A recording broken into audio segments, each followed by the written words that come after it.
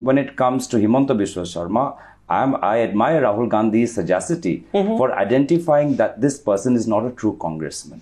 Look at after so many years, though. But that's the foresight and sagacity. Look at the kind of communal poison he's been spewing.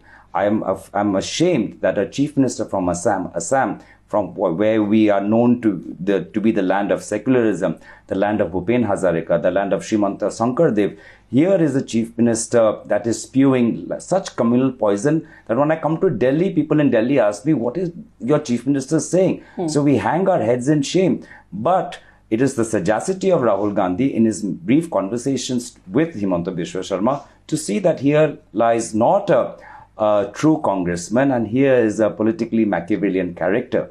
And it's best that between a legend like Tarun Gogoi and somebody like Himanta Biswa Sharma, the Congress party is safer in the leadership of Tarun Gogoi. And I think that